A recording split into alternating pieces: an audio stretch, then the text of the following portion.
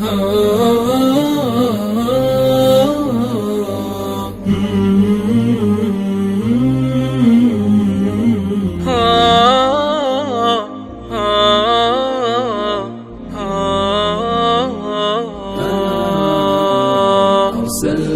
همي في دياجير الظلم. السلام علیکم ورحمۃ اللہ وبرکاتہ۔ سامعین، محرم الحرام میں ایک ایسا عمل ہے جسے کرنے سے ہمارے پچھلے 1 سال کے گناہ معاف ہو سکتے ہیں، اور یہ عمل عاشوراء کے دن کا روزہ ہے، جس کے بارے میں سیدنا ابو قتادہ رضی اللہ تعالیٰ عنہ سے صحیح مسلم میں 1162 نمبر روایت ہے، جس میں نبی کریم صلی اللہ علیہ وسلم یہ بات ارشاد فرماتے ہیں کہ عاشوراء کے دن کے روزے کے بارے میں مجھے یقین ہے کہ اللہ تعالیٰ اس سے پہلے کے 1 سال کے گناہ معاف کر دیتا ہے۔ اب سوال یہ ہے کہ عاشوراء کے دن کا روزہ کس دن رکھا جائے؟ تو اس کے جواب میں سیدنا عبداللہ بن عباس رضی اللہ تعالیٰ عنہ کی روایات موجود ہیں۔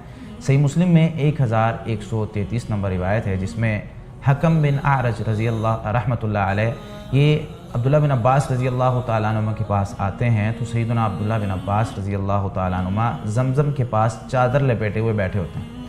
ان سے سوال کرتے ہیں کہ میں محرم میں عاشوراء کا روزہ کس دن رکھوں؟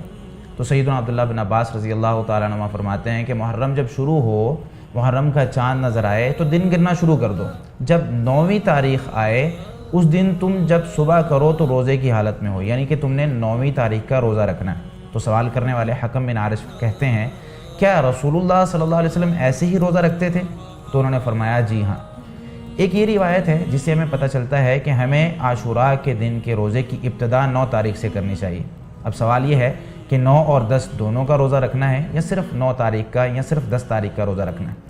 صرف 10 تاریخ کا روزہ اس لیے رکھا جاتا تھا کہ نبی کریم صلی اللہ علیہ وسلم ابتدائی دور میں مشرکین کی مخالفت کرتے تھے اور یہودیوں کی، عیسائیوں کی موافقت کیا کرتے تھے، لیکن جب مسلمان مضبوط ہو گئے تو نبی کریم صلی اللہ علیہ وسلم نے یہودیوں کی مخالفت کا بھی حکم دے دیا، اور آپ صلی اللہ علیہ وسلم اپنے آخری سال یہ بات ارشاد فرما گئے تھے کہ اگلے سال اگر میں زندہ رہا تو 9 کا روزہ رکھوں گا۔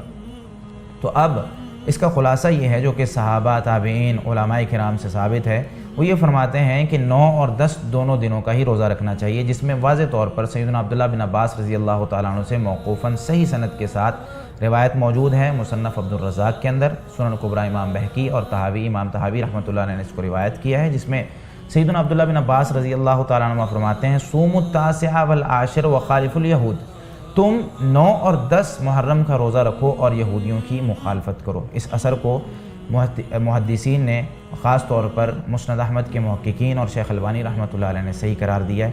تو اس اثر سے ہمیں پتہ چلتا ہے کہ ہمیں 9 اور 10 دونوں دنوں کا روزہ رکھنا ہے، جس سے ہمیں 10 تاریخ کے روزے کی یعنی عاشوراء کے دن کے روزے کی فضیلت وہ تو ضرور حاصل کرنی ہے، کیونکہ نبی کریم صلی اللہ علیہ وسلم اس دن کا روزہ رکھا کرتے تھے، اور اس لیے رکھا کرتے تھے کہ اللہ رب العالمین نے موسیٰ علیہ السلام اور ان کی قوم کو فرعون سے نجات دی تھی، تو شکرانے کا روزہ رکھا جاتا تھا۔